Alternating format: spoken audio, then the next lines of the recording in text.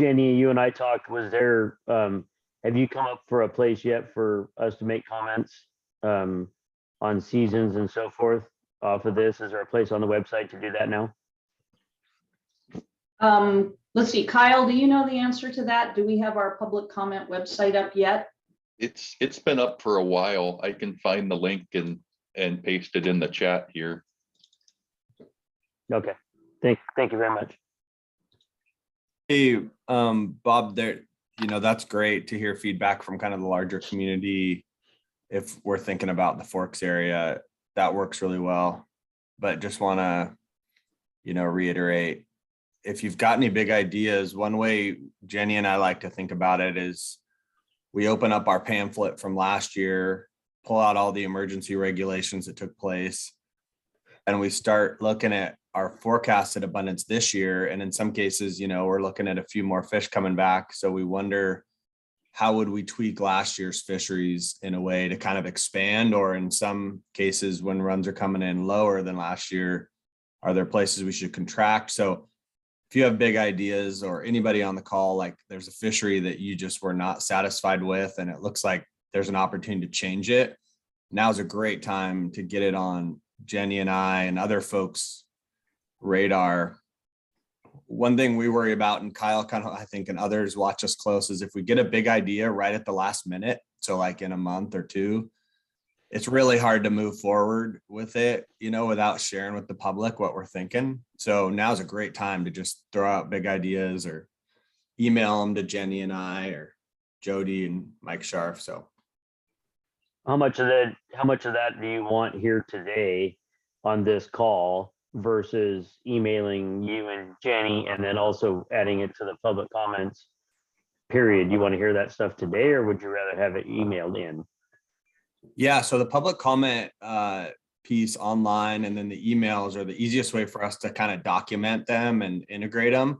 But what's really nice about this forum is if you have a big idea that maybe is contentious, or we're hearing an opposite idea from someone else, it is nice just for kind of a bigger dialogue around it. But I think this is a pretty small space here, so I don't expect a huge discussion on freshwater fisheries. So feel free to just shoot us an email with some thoughts, and then in future meetings we can bring those up here to the bigger group. So yeah, that's fine. My bigger concerns here on the coastwise is last year on our coastal rivers we went to no wild cohos, which I understand we had low numbers, but I was concerned about if we keep kind of on that pace, what we're going to do to our Chinook populations and how we control too much effort on our Chinooks.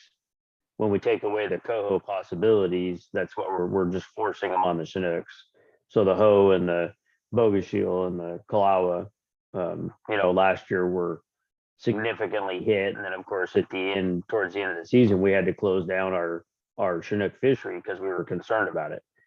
So I'm concerned going in this year and then Jenny and I've talked, and it sounds like there might be an option for us to be able to keep a coho in the hoe, bogoshiel, or the kalawa, which then allows folks to not necessarily have to pound on those Chinooks.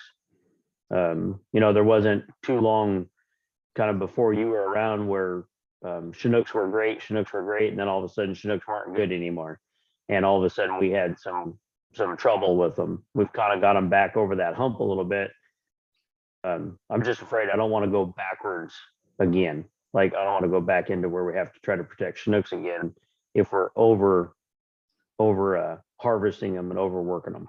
So if there's the options for cohos in there, I think that's super important to be able to take some pressure off of those Chinooks. Realizing obviously cohos are down too. So I get that.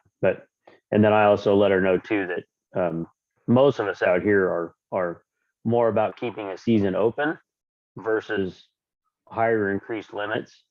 When we increase our limits, I think it keeps us on the water longer. When it keeps us on the water longer, we're end up having to catch and release. If you're giving us a high hatchery catch and a low wild catch, giving us a higher hatchery catch only allows us to put more pressure on the wild ones that we're trying to protect. The longer I'm on the water trying to catch these hatchery fish, the more wilds I'm encountering, the more I'm having to release them. And so therefore I'm concerned about those kind of things. So I'm pretty good with my clientele to convince them that like a high, just because the state says I can kill 6, doesn't mean I have to stay out there and kill 6. I can say, hey, we're only going to kill 2 in my boat. You know what I mean? I'm not going to stay out here all day. And I give them the explanation of like, so how many wild ones do we have to catch before we're satisfied with what we've caught today? And most of my clients understand that. Unfortunately, a lot of the other fishermen we deal with don't have that same mentality, and they'll stay there and catch everyone they can catch till they catch their limit. And so I'm always concerned about those. So just a couple of my thoughts. Thanks for your time.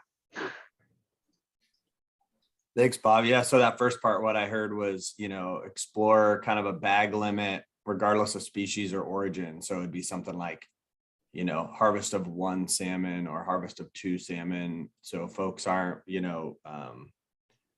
just moving through a bunch of fish to try to find their Chinook.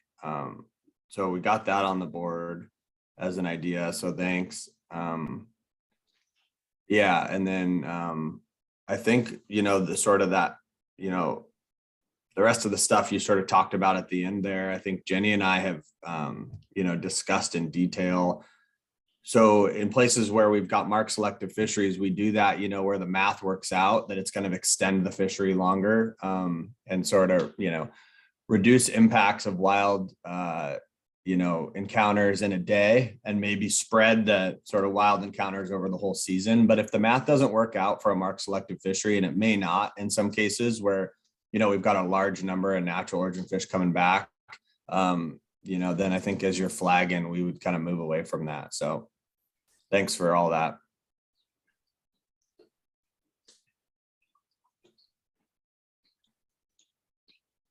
Jenny, anything we missed there? I know you and I have talked a bit about this. I know you and Bob have been talking a lot. Yeah, no, I just really appreciate you bringing it up in this forum, Bob, kind of getting a discussion going about the possibility of retention of wild coho this year and what that means overall for conservation.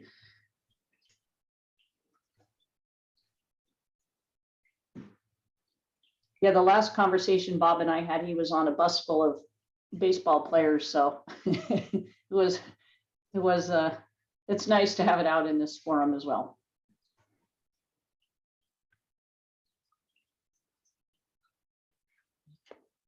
Anybody else have questions or comments, suggestions?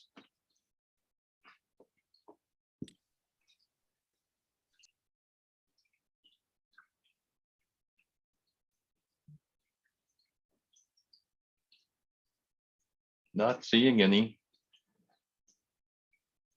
I don't want to keep people here if they don't have anything they want to put forward or talk about. Don't want to cut anybody off here, James. Yeah, I know there's some overlap too, Kyle, with, I'm looking at names in the room here with folks that might also be interested in Puget Sound. So I think if we've flagged everything, we can get people to other places they're interested in too. And I let Leah know, just because we didn't have a lot of people signed up for this one, that I let her know when it was over and that there'd be people back in the main room that might be trying to get in the Puget Sound rec or commercial breakout. So last chance. Well, thanks everybody for your time this morning.